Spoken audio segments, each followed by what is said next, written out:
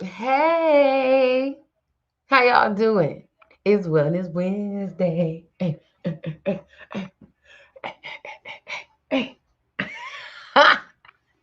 Hey, loves. How are you guys? I am over here chilling on the chills, okay? Hold on. I told you I was going to be better with this, sharing the video on my Facebook. So I'm going to do that now. Today, I want to talk about sacrifice in order to get to the blessing. All right, I shared it. I did my due diligence. I'm up in here. Ooh, my skin look kind of nice on the camera today. Hey, girl. All right. I'm fasting, y'all. So I'm fasting. I'm water fasting today. I feel tired. If y'all see me over here like this, please excuse me. But it's worth it. And that's why I want to talk about sacrificing to get to the blessing. I think it was, I don't know, y'all gotta excuse me today. My energy, I am doing all water. So today is day 3. And y'all,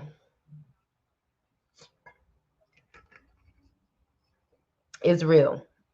So my birthday one year, I went to Mexico. And my birthday happens to be Dia de Guadalupe, which is the Day of Guadalupe. And in Mexico on this day, Mexicans all over the country, they make a promise to Guadalupe.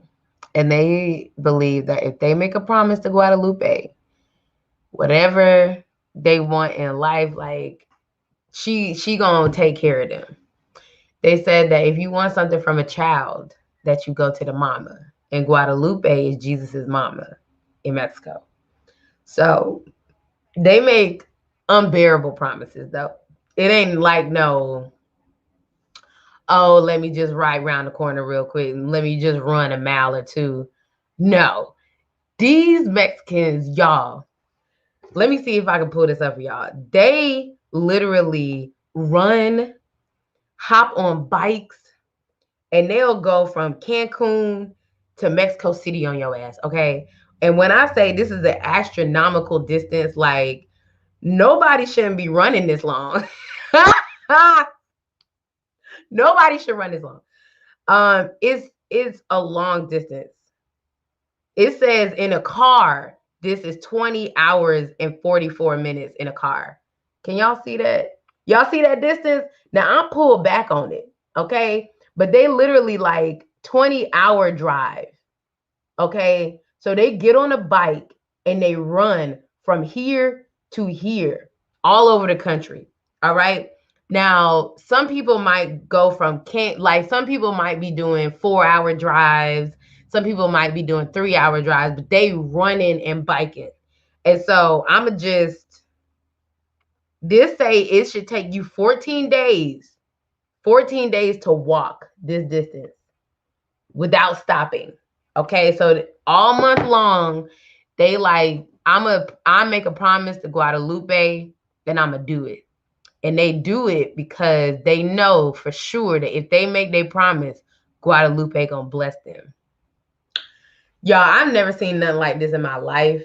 I went there on my birthday, and to see all these Mexicans biking and running across the country for Guadalupe, it just blessed my soul. And I knew I had to make a promise. And the reason why is because They make a promise and everybody comes together to help them with the promise, y'all. They have like they have family members driving on the back of the trucks. Like they lights are on, and I mean it's two, three of them. Jose and his cousins, four of them on a bike. The TO is on the truck driving to make sure they okay, make sure they get their promise. When they pass through villages, kids come out and they feed them. They give them water and they cheer them on. Woo, keep going. They saying this in Spanish. I don't know how to say that in Spanish. But when I say everybody comes out to support them for the promise, y'all, it's the most beautiful thing I've ever seen in my life. And it's all happening. It's going down on my birthday. Okay, Dia de Guadalupe. Okay, if I tell any Mexican when my birthday is, they be like, "Oh, Guadalupe!" You know, it's a whole thing across the whole country. And it just struck to me. I was like, so funny thing, while I was in Mexico this time, I was fasting right before because every year except for this last year, because I don't know why. I don't know why I didn't fast this year for my birthday. I think my grandma had transcended, and that shit, it was different. It was really different. I'm really good with people transcending, but my father and my grandmother, I don't know. Anyway, I didn't fast this year, but this particular year that I went to Mexico, I had fasted, and y'all was showing me so much, y'all. Like the lessons that I learned on this trip was like I wasn't even ready. All right, I just knew I was doing a road trip in the Yucatan Peninsula. So we rented a car and like drove all over the Yucatan. So that's how I saw it. And I knew once I came off that trip, so much stuff had happened. I was very clear and I knew I had to make a promise. And later on, after that trip, I didn't know what the promise was and I didn't know when I had to make it. But I knew I had to make a promise in my life. It was gonna come. And so, and y'all, forgive me for talking about me all this episode, but I'll get to y'all too. It'll all make sense. But I knew I had to make a promise. So I was with my lover for 5 years. I had to break up with him. I just knew it. Not because he had did me wrong and there's other stuff y'all be going through with y'all relationships. I don't know why people be in bed with people that do them wrong and they can't stand. I don't know. But me and him grew apart, and I knew in order to ascend in my life, I had to let him go. So it broke my heart. I love this man so much, y'all. It broke my heart. My heart was just shattered, and I didn't know how I was gonna get through it because I mean, to this day, he's my homie. So I made a promise. I was like, look, God, if you can get me through this, I'm gonna go 40 weeks and I'm gonna be abstinence. I'm gonna abstain. And that's big for me because I'm 30. I mean, like, how old am I? 8, 7, 33. I'm 33 this year, so I'm 32 right now. I'm 33 this year. And y'all, I've been having sex since I was 14 years old. I ain't never stopped, okay? I ain't never put the pussy on ice. It ain't never happened, okay? I've been out here, all right, in these streets. But for real, I've never taken a break. And when I first started having sex, I had no idea about the spiritual experience. I was a squirrel out here chasing nuts that I never accumulated. Okay. And it's been a journey, to say the least. All right. But what I've learned about myself in this last year is that I have a, a I have associated my worthiness to my sex. Like, oh, if I can suck a dick real good, then I'm worthy. You know what I'm saying? It's bad. It got bad, real bad. So I told y'all, I was like, I'm going to abstain from sex. And that was my promise. And so I'm in my promise right now. My 40 weeks started last week. Was it last week? On the 7th. Yes. Last Monday, I started on the 7th. And it's been so rewarding already. And so that's what I wanted to talk about with you guys, because we think that when we sacrifice, we are giving up so much, you know. We look at sacrifice as something sometimes as negative. Like, I tell people I'm water fast, and they're like, "Oh, why would you do that?" I was talking to a lady the other day, and we were talking about me fasting and the 40 weeks, and she's like, "You detox a lot," and it's interesting that we look at it like this, because think about how much toxicity we let in our lives. And I say we because of me too. Hashtag me too. So every day you wake up, if you are consuming anything, fast food, packaged food, meat, dairy, that's toxic, you can walk outside and you consume toxicity in your environment. So it's a constant circle. Not to mention the people. If you around somebody and your spirit don't like them, toxic. If you are indulging in the news, these programs that they love us to watch for entertainment, it's all toxicity. And I'm not saying that you should stop. I'm saying that if you indulge in toxicity, you should indulge in detox. And detox is simply a sacrifice. I love food, y'all. Oof, I love food. I love it. So to give up food, to sacrifice food is major. And it's major for everybody, really. Because if you think about how much you love food, I know you love food. I know you love food. I know the sauces be good and the dishes, they stick to your heart and it feels good. So when you're able to sacrifice that, understand that what comes to you, the blessings that come to you, far outweigh your sacrifice. Far outweigh your sacrifice. If you're able to go within and hear me out just for these 30 minutes, right? I have a belief that you are there's no separation between you and God, Allah, whatever source, creation, energy you believe in, Yah, whoever, universe. There's no separation. If we can tap into the fact that your highest creator and you are one entity, you are a spur from this higher creative energy source, right? So when you're able to tap in to that, you're at your highest self, right? Now, if you sacrifice, why sacrificing works in order to bless you is because you're literally telling yourself, your source energy, I'm willing to give up my comfort in order to be closer to you, right? What happens when you fast? And it doesn't even have to be fasting with food. It can be with anything. Y'all, I'm fasting from penis, and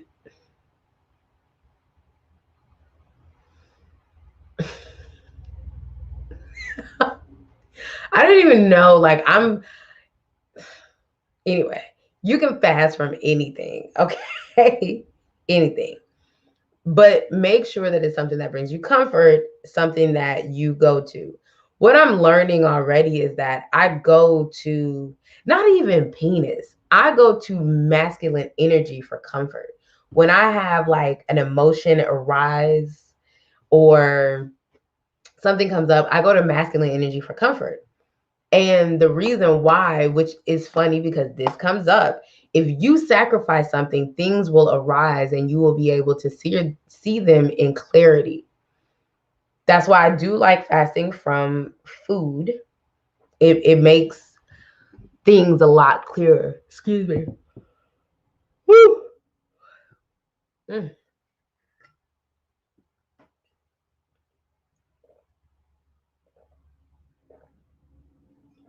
So you can do sugar, you can do anything, right? Anything. But if it brings you comfort, what happens is your your mind, your brain works in circuits, like the neurological effects of your brain are real. Your brain works in circuits. So your reality is literally your perception in life. And that is because whatever you perceive,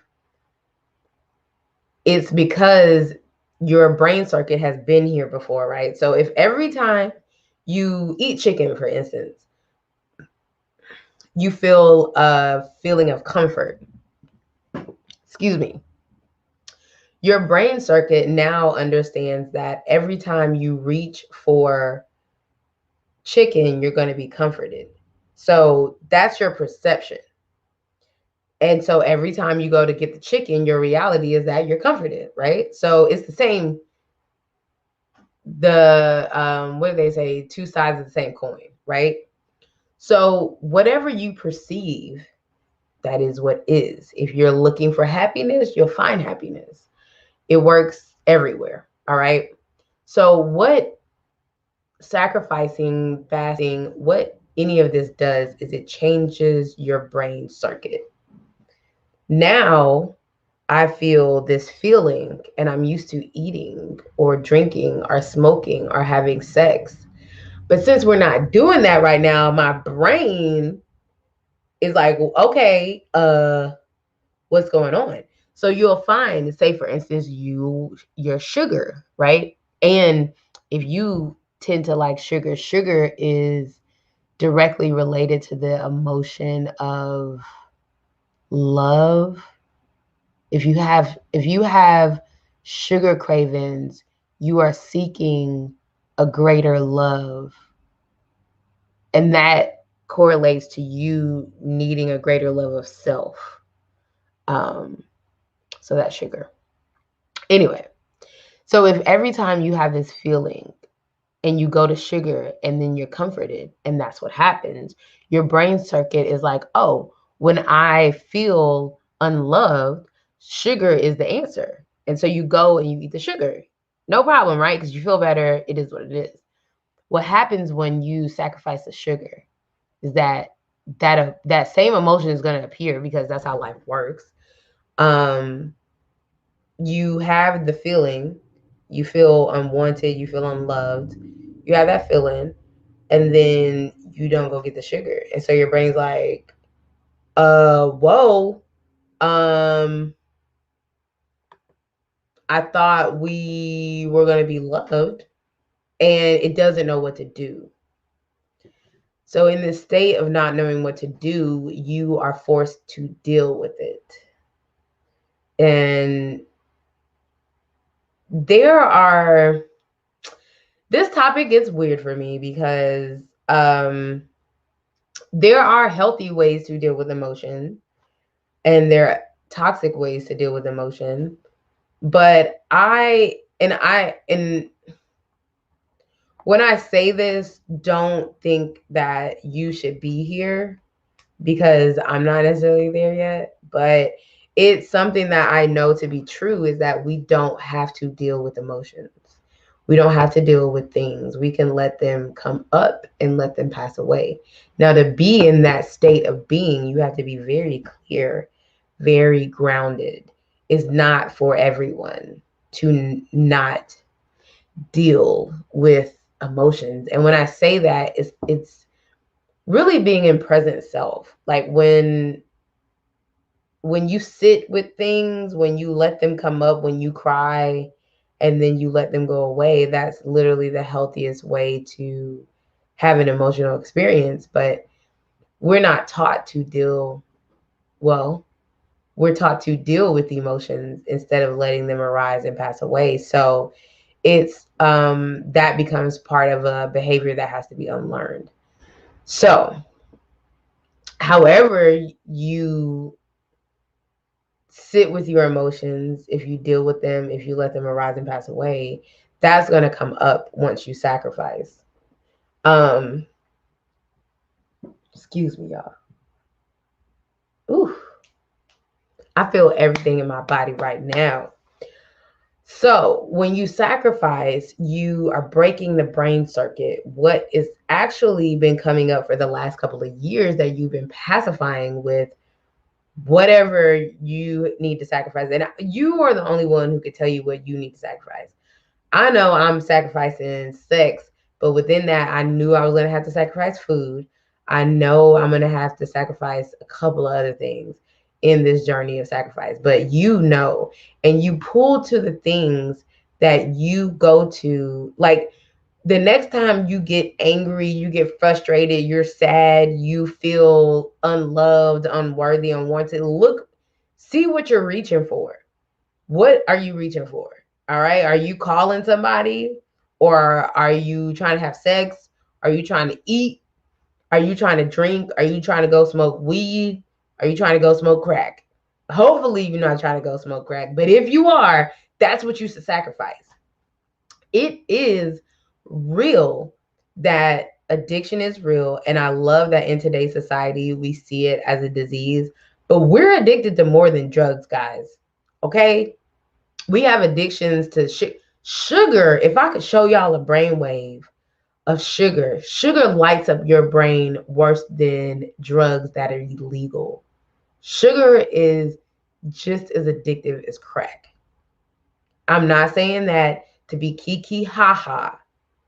Sugar is more addictive than crack. And you know what makes it worse is that you can't go into a Walmart and buy crack. You can't drive your car up to a drive-through and be like, y'all got, I don't even know how they sell crack, but you can't go up to McDonald's and be like, hey, y'all got some crack in there, but you can do it for sugar. And so I think that we need to pay attention to our addictions. And when you starve yourself from your addictions, you have to deal with yourself. You have to deal with the mommy issues you have and the daddy issues you have. Well, I take that back. You don't have to deal with it, but they're going to come up. And if you don't have your comfort, you're going to want to deal with it. Okay. So in my sacrifice, I learned that there is this feeling that I have of unwantingness. Like I don't feel wanted. And it comes from my timeline of my experience on this earth with my parents. And it's something that I'm learning that I can't take personal. You know, we come from, I believe we choose our parents. That's, you know, neither here nor there, but we come from what we come from. And we come from two people who literally do their very best. If your mama left you on the doorstep naked to somebody else, it was literally all she had. She ain't have no more.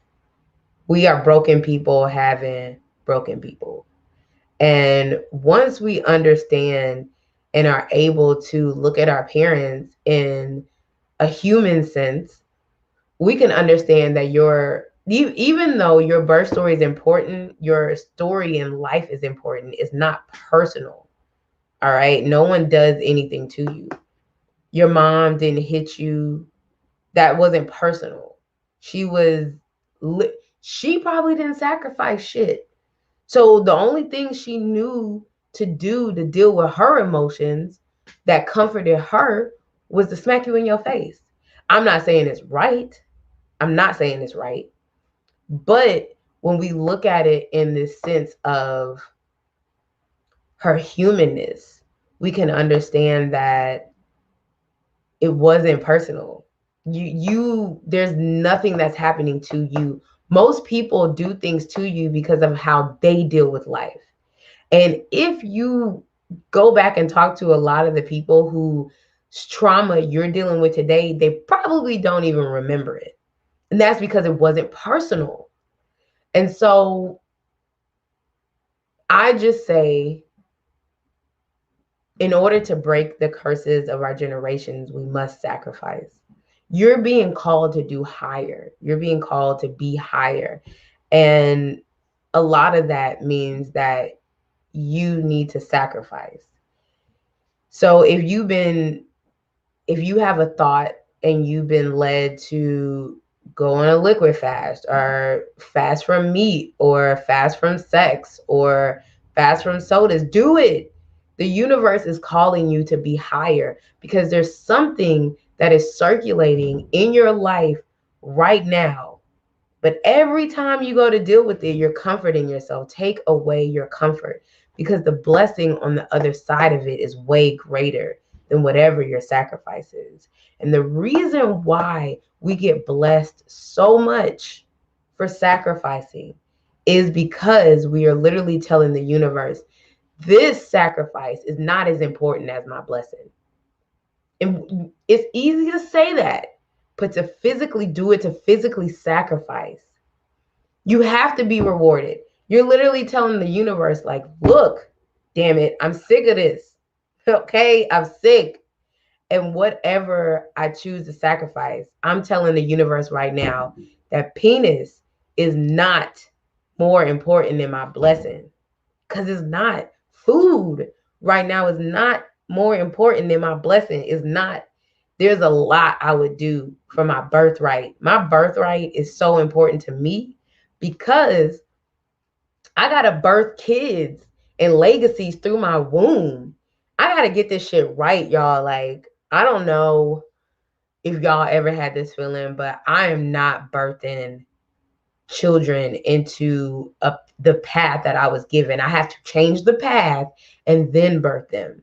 And yeah, I'm 32 and I don't have them yet, but please believe, baby, I've been preparing for my babies since I was about 27, 26 years old. That's their birthright. So do you think, and if you have trouble sacrificing, think of your big why. Think of your big why. 3 days of me drinking water and me being on here yawning with y'all and tired, that's worth it for my children to be born into their birthright. Because I feel like, you know, a lot of us aren't born into our birthright. We have to connect to that shit because we are born into trauma. Okay. And hey, I love it because I chose it. I chose my parents. I came here to save them and to save me. But I don't think that my heart would feel right to birth my children into an experience anything other than what they deserve. And so that's my why. So what's your why? Why do you need to give up the sugar? Why do you need to give up the sex? Why do you need to give up the food? What's your bigger purpose to get to your blessing? Because the blessing's there. And the blessing's always going to be there. Don't get it twisted. But are you going to choose to continue to go through the swamp and the mud and have to climb the tree and jump over the fence and whack the weeds and fight the bear to get to your blessing? Or you want to hop your ass off of that and just get on the highway and get to it? You know what I'm saying? That's how I see sacrificing as getting to the blessing. Your blessing is going to be there. But are you going to be 40 or 85 and on your deathbed when you get to it? I'm just saying. Maybe you won't be 85. Maybe you'll be like 95, 100. I pray that you will be, because that's beautiful. I think about elders who make it to like 95, 100. You know how long they've been here? Woo! You know how much they see, how much they know? Our elders be out here kicking, y'all. I met a girl today and her grandfather's 93 years old and he drive and walk 4 miles a day. Such a blessing. Imagine how much he had to sacrifice in his life to get there. I'm just saying. So I hope that my rambling touched somebody today, because it was a ramble. Because today I am all over the place. I'm about to go take a nap and I just got from a nap, okay? Moral of the story is, know that you have a blessing that is something greater than you can conceive right now. It is a blessing that is greater than anything you ever imagined. And to get there, sacrifice. Love yourself enough to sacrifice your comfort so that you can deal with yourself and get your blessing. Because whatever you are sacrificing today, it don't mean shit for when you get to your blessing. Your blessing is way bigger than your sacrifice. All right? That's what I got today. I hope you enjoyed that. And I will see you next week. Same time, same place. On Wellness Wednesday. Wellness Wednesday. Wellness Wednesday. Wellness Wednesday.